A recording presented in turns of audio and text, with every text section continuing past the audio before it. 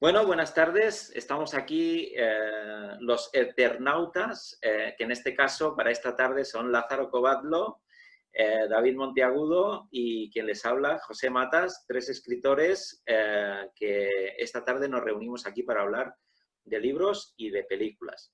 El planteamiento nos lo ha hecho Lázaro, que cada uno de nosotros trajéramos un libro y una película del que quisiéramos hablar por diferentes circunstancias, o bien porque es un libro o una película que nos ha impactado, nos ha afectado, nos ha despertado las ganas de ponernos a escribir, de contar una historia, o simplemente porque nos ha fascinado como lector o como espectador. Buenas tardes, Lázaro. Hola. Buenas tardes, David. Hola, ¿qué tal? ¿Qué os parece el menú de esta tarde? Hombre, parece interesante, sí. Bueno, pues Lázaro, tú nos vas a hablar de una película que para ti es un referente, así lo entiendo yo cuando la has propuesto, que es Blade Runner. Sí, sí.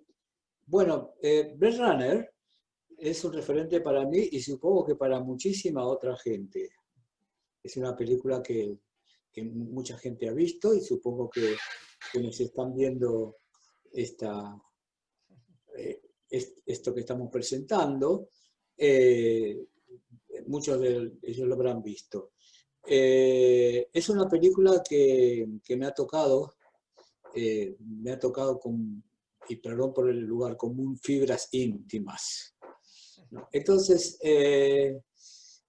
sobre todo, recuerdo una parte de la que lleva a cabo el actor Rutger Hauer, que creo que el nombre es alemán y no sé cómo pronunciarlo, porque yo para pronunciar el alemán soy fatal, como casi todos los idiomas que no sean El castellano. actor Bueno, ese es un holandés, creo, ¿eh? Creo que es holandés. holandés, ¿no?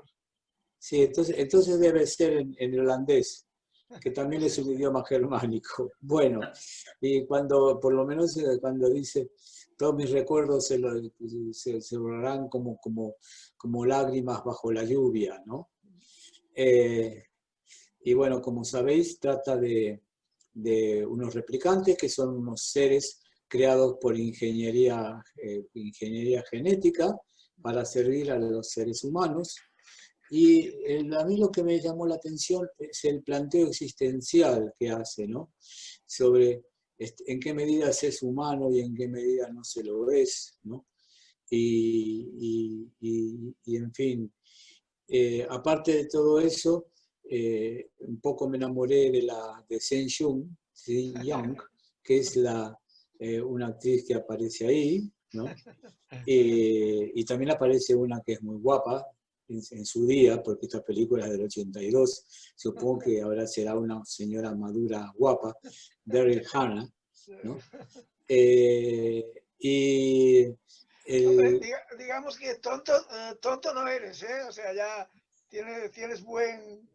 bueno, pero no hace falta ser listo para gustar de las tías, ¿no?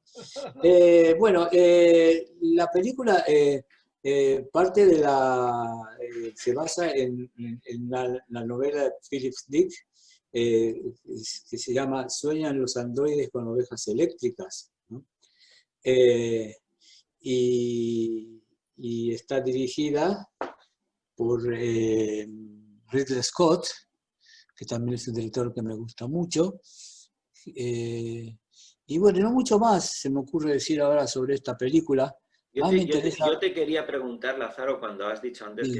que esta película te tocó fibras sensibles, si podrías precisar un poco más cuál fue esa fibra o fibras y en qué rango de la sensibilidad te tocó, ¿no? O sea, que... Bueno, unas cuantas, sí, sí. Mira, por pronto fibras estéticas, porque la película, el manejo de cámara, los decorados y todo esto, ¿no? Es decir, son verdaderamente impactantes.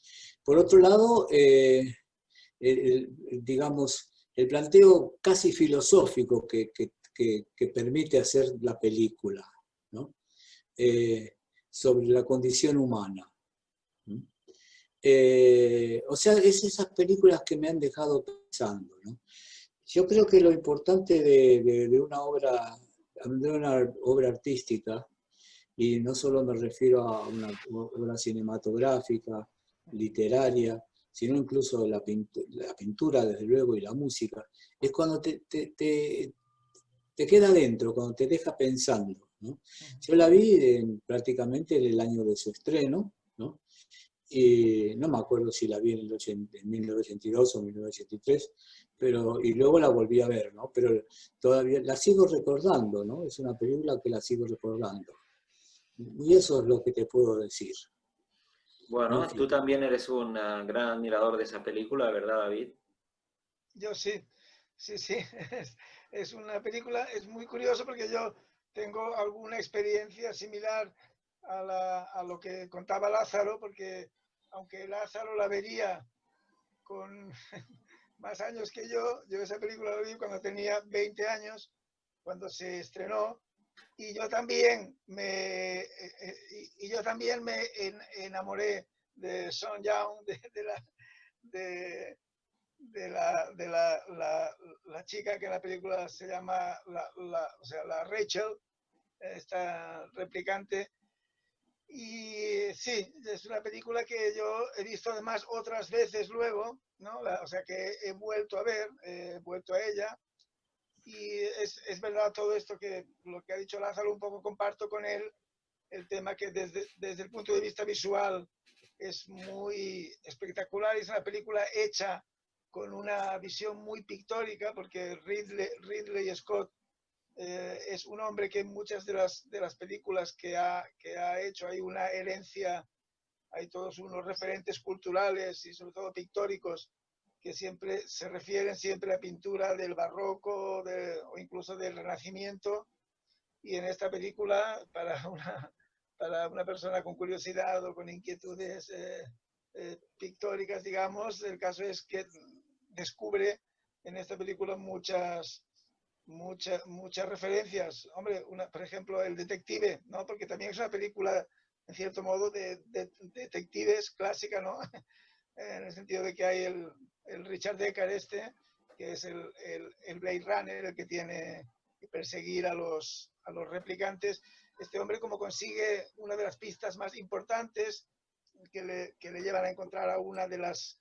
Es por un espejo convexo pequeño que había en un piso de los replicantes. Ellos tenían fotos de la vida íntima que hacían en el piso aquel, no sé si es un hotel, una habitación o un piso, y hay una Es una foto que se ve en la habitación pared con un de espejo un convexo. edificio casi abandonado. Entonces él, cuando él, el detective, con una ampliadora que tiene, con un ordenador que procesa esas imágenes, en el espejo convexo descubre no solo la habitación, sino otras habitaciones que se veían desde en una esquinita del espejo convexo. Entonces esa imagen la procesa y descubre y ve algo muy importante para toda su investigación posterior.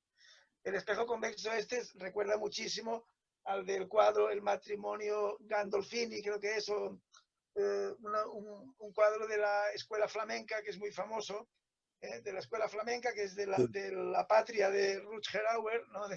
El actor que hace de Roy, del replicante líder. Y bueno, recuerda mucho al espejo que sale también en este cuadro, en donde se ve, es un poco el rollo también de las meninas y todo esto, del juego de los espejos, en el sentido de que se ve al matrimonio que son muy formales y van con el atuendo y tal, y detrás hay un espejo convexo, y si te fijas en el espejito, si vas ahí, ves al pintor con su ayudante que están allí trabajando para hacer el cuadro, ¿no? Entonces, como esta, en la película esa hay 1000 referencias, está llena de alusiones y de referencias a la cultura occidental, y en fin, hay mucho que hablar sobre la película de Blade Runner. Yo tengo que decir que un poco me la ha pisado Lázaro, porque yo habría escogido esa, pero como él ha escogido primero, pues se ha quedado con Blade Runner. Pero vamos, que yo soy fan, y es un tema una película que es muy interesante y que tiene muchas cosas que comentar, y es muy filosófica, lo que decía ahora Lázaro, que Lázaro dijo ahora casi filosófica, ¿no? Yo creo que es plenamente filosófica, ¿no? en el sentido de que plantea eso, esos límites entre la humanidad y lo que es humano y lo que no es humano, y después esto es cuestión existencial, ¿no? Del tiempo. Los androides estos solo vivían 4 años muy intensos, porque eran unos seres con una plenitud de facultades, tanto físicas como mentales, terribles, pero solo vivían durante 4 años. Entonces estaban desesperados porque querían más tiempo, querían vivir más. Eso que les había dado, su creador. Querían vivir, oye, querían vivir como los humanos. Eso me hace acordar un poco a Pinocho, que quería ser humano. Exacto, ellos querían vivir más, y claro, eso es muy relativo, ¿eh? Porque también muchos seres humanos que viven 80 años, que viven 90, querrían vivir más, ¿eh? Entonces consideran una injusticia el que no puedas prolongar tu vida. Pero claro, hay una peculiaridad, que los androides estos, los replicantes, que en la película, por cierto, el título, en el inglés original son réplicas, pues las réplicas tienen una cosa, que es que una réplica tan astuto y tan potente como Roy, el líder puede llegar a encontrarse con su creador. Al final se encuentra con su creador, habla con él, le pide ayuda, y como el creador no se la quiere o no se la puede dar, pues él entonces ajusta cuentas con su creador, digamos, ¿no? Pero además, recuerda que el creador le dice, que es el científico este, le dice, pero tú has vivido muy intensamente, o sea que la intensidad va un poco así a costa de la duración. Él le dice que él Has es muy brillado, brillante, que ha brillado mucho, y que la luz que brilla más es la que dura menos también, ¿no? Así es. Claro, al otro eso no le sienta muy bien, y aquí es muy nietzscheano, ¿eh? En el sentido de que acaba matando a su propio creador, ¿no? Y entonces él ya está como único responsable de sus actos, no tiene a nadie por encima, digamos. Bueno, es interesantísimo todo lo que plantea la película, ¿no? Esto de que le venga a pedir cuentas a su creador me ha recordado un libro que he estado leyendo estos días de un admiradísimo autor por tu parte, David, y también por Lázaro. Creo que compartís también la devoción por Franz Kafka. Y he estado leyendo Carta al Padre, ¿no? Ostras. Que ahora al nombrarlo de una manera tan directa, ¿no? Como Franz también viene a pedirle cuentas a su creador, ¿no? Sí. Me ha permitido establecer esa conexión ahora entre esa película, de la que yo diré, por decir algo también, que la vi escasamente hace 2 años, que es una película que nunca me había despertado interés, y que yo creo que por pura, no sé, vergüenza cinematográfica, me decidí a verla sin que pudiera entrar en ella plenamente, ni tocar a ninguna de mis fibras sensibles, que también las tengo, o eso creo yo, y que también me tengo por un hombre al que le inquietan cuestiones de orden existencial y filosóficas, y sin embargo no fui capaz de entrar en armonía con la melodía que propone. No sé, y esta es una pregunta que la dejo ahí abierta a los dos, si podríais encontrar una razón de por qué algo que es tan magnético, ¿sí? Puede resultar al mismo tiempo de poca o de ningún interés especial, como fue mi caso. Y si creéis que eso puede tener algo que ver también con algo generacional, no lo digo porque yo me diste mucho en edad con David, que apenas nos llevamos 10 años, 10 años, ¿sí? Sino porque a veces hay épocas que marcan unas tendencias, ¿no? Y que uno ya como que está fuera de eso, ¿no? Y que ahora cuando la quise ver, además con mucho interés, fue incapaz de encontrar el sabor que vosotros le encontráis, ¿no? Con lo cual quedo profundamente decepcionado, también os lo digo, ¿eh? Hombre, yo sobre el tema este que dices ahora, que has hecho esta pregunta o esta consulta, un poco lo que sí que te diré es que una película como Blade Runner, que ha influenciado tanto en el cine posterior y en cuestiones estéticas y en toda una generación, y es una película de las que gustan a los artistas y también, por qué no decirlo, a los intelectuales, digamos, a los pensadores, a los estetas, pero es una película que desde el punto de vista comercial fue un fracaso, ¿eh? O sea, a los que nos gustó la película desde el primer momento, claro, estamos convencidos de que es una película... Fue un fracaso al principio, Fue después un empezó a fracaso andar. comercial, o sea, en su estreno, que es cuando las películas ganan dinero, cuando pasan por todos los cines, fue un fracaso, porque es una película que para todo lo que costó hacerla, apenas pudieron cubrir gastos, o sea, fue un fracaso comercial. Y en cambio es una película que, que luego ha tenido una presencia, una constancia, y que siempre figura cuando se hace algún ranking, digamos, de las 20 o las 30 mejores películas o las películas de los años 80, pues ahí está Blade Runner siempre como una cosa potentísima, ¿no? Pero en cambio, curiosamente, para un público mucho más genérico ya, para el gran público, es una película que pasó un poco sin pena ni gloria, ¿eh? Así como Terminator, por ejemplo. Terminator fue un fenómeno brutal y un pelotazo terrible y todo el mundo lo conoce y tal. Blade Runner siempre ha sido un poco película de eso, ¿no? Pero Terminator no es mucho más vieja que Blade Runner, es del 84, me parece. Es posterior, sí. O sea, Blade Runner es un poco más antiguo. Exacto, eso quería decir, que no, que es... Bueno, es oye, un poco más vamos a antigua. empezar a hablar de libros un poco. Pero... Bueno, pues nada, aquí ya veis que esta película ha dado recorrido, ha dado pie, y Lázaro también nos quería hablar de un libro, ¿sí? Que en este caso es un clásico, ¿sí? De Robert Louis Stevenson, el Dr. Jekyll y Mr. Hyde. Bueno, mira, este libro lo habré leído como 10 veces. La primera vez que lo leí, era una edición gráficamente muy mala, de una editorial, que no sé si es una editorial argentina o es española que edita la Argentina, pero este libro que lo leí estaba impreso en el año 1975. La editorial es Sopena, editorial Sopena Argentina. Mirá qué desastre. Esto lo conservo todavía, ¿no? Y entonces la tapa era una tapa blanda, que no sé por qué, si yo habré recortado algo o qué pasó, pero es interesante. Aquí lo tenéis al hombre y la bestia, ¿no? Sí, sí. Es enternecedor, ¿verdad? Sí. El Dr. Jekyll y Mr. Hyde. Bueno, después fui comprando ejemplares mejor editados. De todos modos, este que les presento no estaba mal traducido. Y a su vez lo fui prestando, regalando, etcétera, etcétera. Yo creo que casi todo el mundo tiene que haber leído esto, el extraño caso del Dr. Jekyll y Mr. Hyde, ¿no? A mí me conmovió muchísimo, muchísimo, porque me preguntaba ya desde el principio qué partes malas había en mí, ¿no?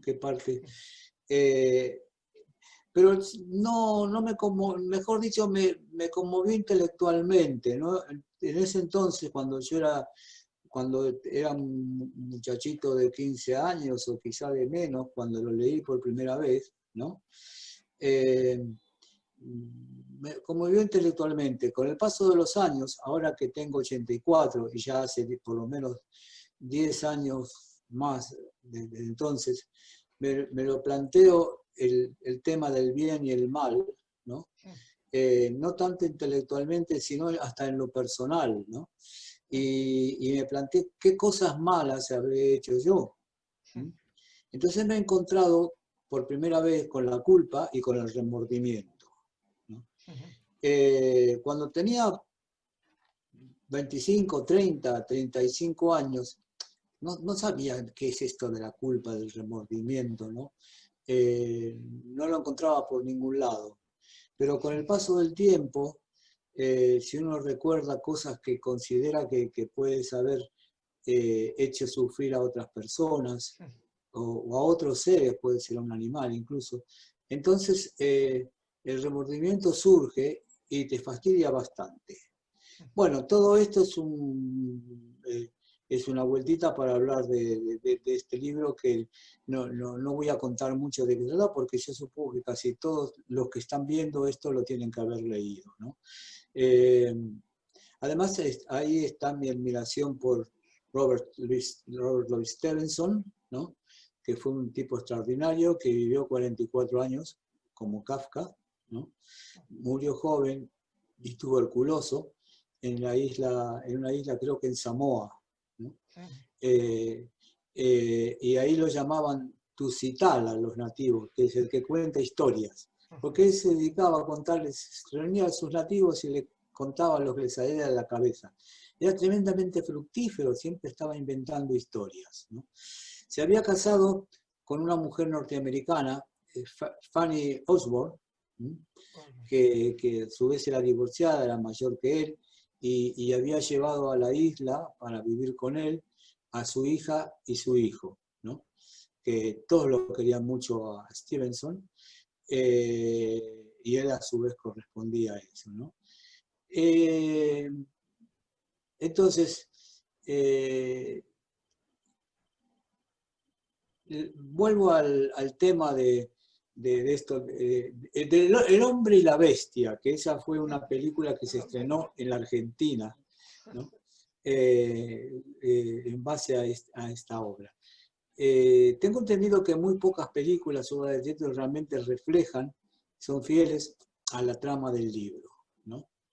La trama es extraordinaria, es una trama que mi primera sensación, lo primero que sentí, lo más inmediato que sentí cuando lo leí por primera vez, que te digo, tenía 14 o 15 años, fue miedo, ¿no? Porque es una novela de miedo, ¿no?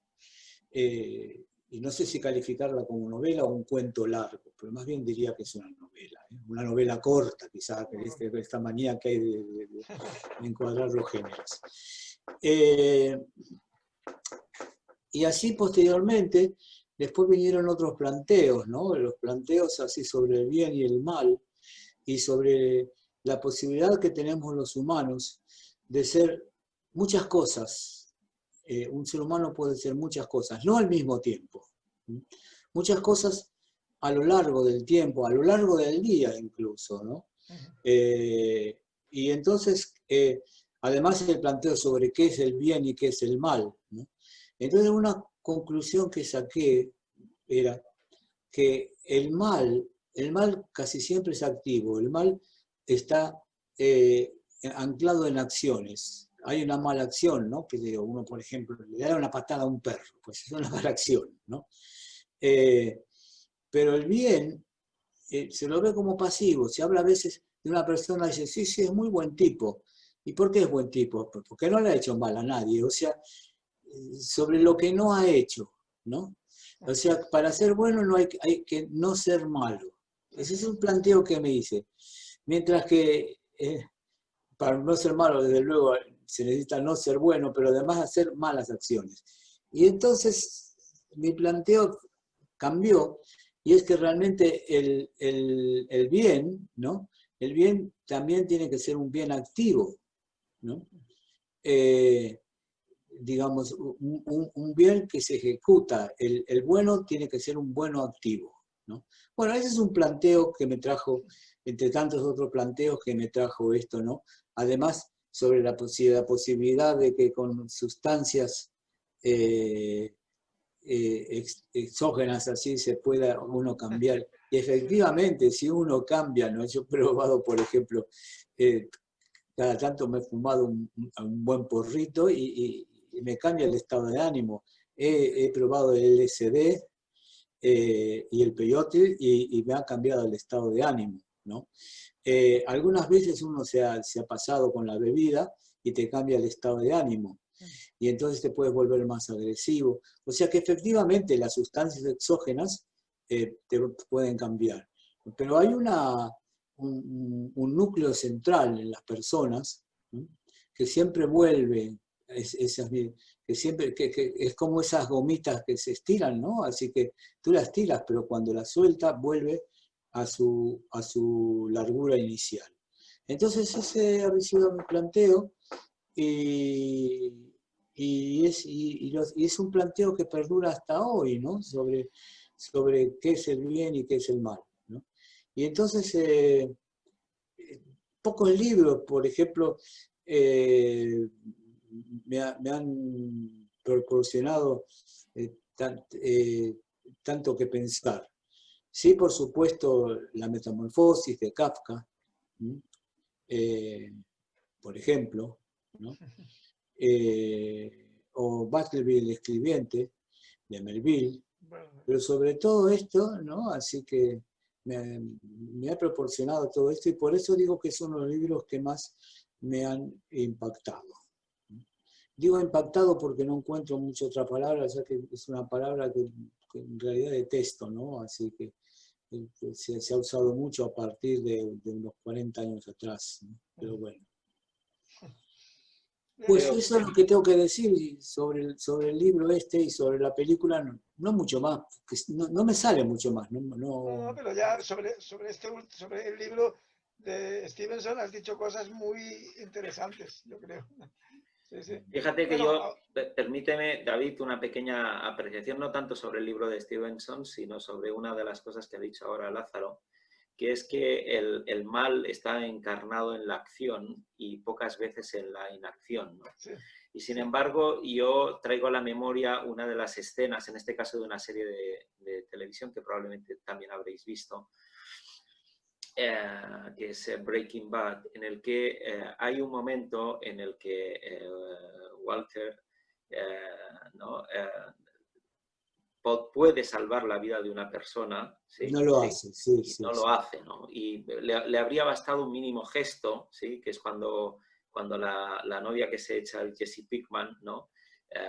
Está completamente colocada en la cama después de un chute y la tipa tiene un vómito y ese vómito, bueno, como está boca arriba, le provoca una broncoaspiración y muere por ahogamiento, ¿no? Él está contemplando esa escena, no recuerdo muy bien por qué, se mete allí en la casa donde están ellos dos, anda en busca del tipo, del que fue su alumno, el Jesse Pinkman, y entonces los ve a los dos echados en la cama, colocados, completamente idos, disfrutando del trance en el que están, pero entiende que esa tipa es un problema para sus proyectos, es un problema para la continuidad del camino que él ha iniciado, y que en realidad está apartando a su socio de él, o más o menos yo lo recuerdo así. Y entonces Sí, es perfecto, sí, es así. la tipa tiene un vómito y como está tan colocada no puede ni reaccionar. Le habría bastado simplemente con mirar de despertarla o darle la vuelta para que ella, ¿no? Simplemente ese vómito lo pudiera expulsar y seguir viviendo, ¿no? A mí me parece una de las escenas más terribles, y traigo a la memoria también ahora otra, de otra serie que seguí en otra época. Vais a pensar que soy muy seriéfilo y no es verdad, que es una escena que se repite más o menos igual con una serie de mucho éxito norteamericana que fue Mujeres Desesperadas, Desperate Housewives, ¿no? Con un personaje que a mí me tenía muy fascinado, encarnado por Marcia Cross, en la que ella también, la señora... Ahora recuerdo el nombre del personaje, ella presencia como alguien también está en una situación de trance último y podría evitar esa muerte y simplemente no lo hace y se da la vuelta. Pri Van de Kamp, ahora me viene el nombre del personaje, ¿no? La señora Van de Kamp, ¿no? Yo creo que me han perturbado mucho más esas escenas de inacción, de pasividad, ¿no? Y que han encarnado mucho más el mal y la malignidad que otras que quizás sean terribles y difíciles de presenciar por lo escabrosas, por lo sangrientas, ¿no? O por lo amenazantes o directas, ¿no? Entonces, no sé, me quedo con esa reflexión ahora que me ha traído Lázaro también a la mente y me ha hecho conectar también, ¿no? Con estas otras escenas. Y con respecto a la obra de Stevenson, esta cosa del bien y del mal, ¿no? Cuál es la parte mala que nosotros tenemos. No sé hasta qué punto, en la época actual en la que estamos viviendo desde hace unos años con las redes sociales, es que permiten a lo mejor vehiculizar de una manera casi real, ¿no? Y darle rienda suelta a veces a algunos instintos porque nos permiten tener una alteridad que en la vida ordinaria no tenemos, ¿no? También traigo ahí esa pequeña reflexión, ¿no? Que quizá en otras épocas, cuando se escribió la novela de Stevenson, esto tenía que ver más con otros contextos. Bueno, lo dejo ahí. No sé si David quieres decir algo, pero también advierto que apenas nos quedan 8 minutos de grabación. Lo digo porque creo que el guión se va a quedar prácticamente en las propuestas y el análisis que ha traído hoy aquí Lázaro. Y no sé si para la próxima, el próximo encuentro es que deberíamos de traer quizá, ¿no?, otra película y otro libro y dedicarle la merecida atención, ¿no?, para no caer en un atropellamiento. No sé qué tienes que decir tú, David, no has dicho nada de esta obra o de los temas. No, yo creo que es una obra que yo también leí en su día, aparte que Stevenson es un escritor que escribe muy bien y es un placer leerlo. Grandes críticos o exquisitos de la literatura, como por ejemplo Borges, siempre ha sido un gran fan de todo lo que es, bueno, de toda la obra que dejó Robert Louis Stevenson. Y yo leí este libro y bueno, muy interesante lo que comentaba Lázaro, ¿no? De que los estimulantes o las sustancias exógenas, ¿no?, que pueden cambiar el estado de ánimo, pero claro, con esas sustancias o con esas ayudas o con esas siempre salen cosas que ya están dentro, cosas que son tuyas. Por eso precisamente algunas personas no les sienta bien porque les hace salir alguna cosa que ni siquiera conocían o que les inquieta mucho, ¿no? Pero siempre sale, y es lo que comentabas, hay quien cuando bebe, cuando se emborracha, pues le sale la vena violenta y es una persona muy pacífica y que no tiene ningún problema, pero cuando bebe pues bueno, eso es que tiene por ahí detrás eso. En cambio hay quien se pone cariñoso, cuando bebe ahí a dar abrazos, todo cuanto te quiero, a todo el mundo. Claro, sale lo que hay dentro, ¿no? Entonces, en ese sentido, el libro es muy interesante, pero también es muy interesante lo que ha dicho Lázaro, de que somos buenos y somos malos, pero no simultáneamente, sino que a veces incluso a lo largo del día, ha dicho él, es muy interesante que hay algunos momentos en los que a lo mejor no nos hemos portado bien con una persona cercana, con un hijo, con nuestra pareja, con quien sea, y en cambio luego en otro momento hemos tenido un detalle, hemos hecho cosas buenas, ¿no? Entonces está todo ahí.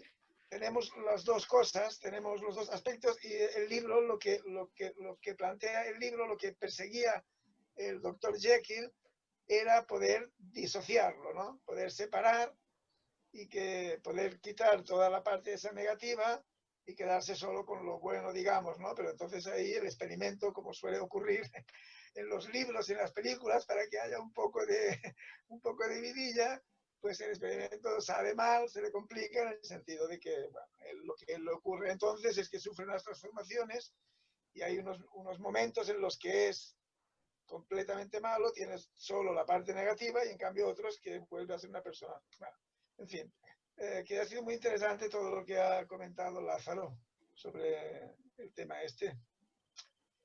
Bueno, pues creo que no vamos a tener mayor recorrido para la sesión de hoy y nos vamos a tener que quedar con estas dos propuestas, la de Blade Runner y la de Dr. Jekyll y Mr. Hyde, que de alguna manera también, ahora que lo pienso, conectan, ¿no?, con esta duplicidad, ¿no? Si en Blade Runner teníamos por un lado los humanos y los replicantes como vivían, ¿no?, como dos personajes, ¿no?, en este caso, que cada uno de ellos encarnaba, ¿no?, quizá una parte del ser humano.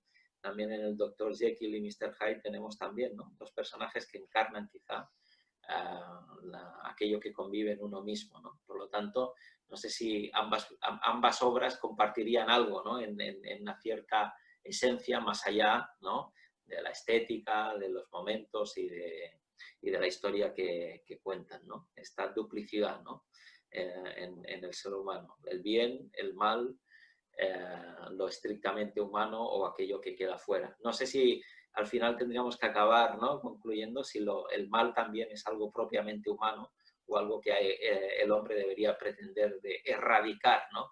Cosa que han pretendido como mínimo controlar siempre las religiones, ¿no?, que han venido, ¿no?, con sus dioses a inocularnos una cierta moral y una manera de comportamiento, ¿no? Eso, las religiones, sobre todo las que exigen sacrificios humanos y todo eso. Bueno, la cosa daría para mucho, Sí. lo vamos a dejar aquí si os parece, Muy simplemente bien. anunciando quizá el próximo encuentro en el que será David el que vendrá a hablar de un libro y una película. Si quieres tú Sí. mismo, David, ¿qué libro y qué película?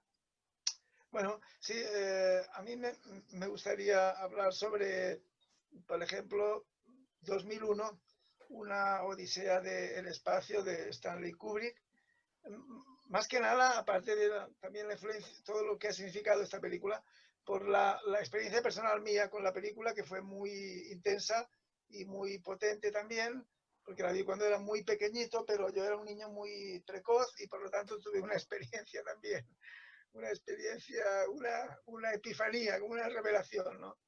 Y el libro sería Lolita, de Vladimir Nabokov, que es uno de mis autores favoritos, y este libro concretamente me influenció muchísimo también.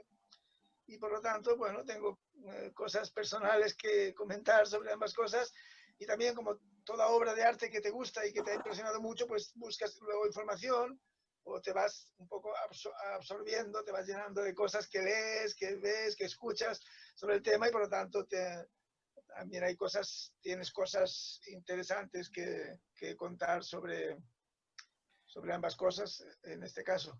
Pues con 2001 y Lolita os emplazamos para el siguiente encuentro de los Eternautas. Dejo aquí de grabar.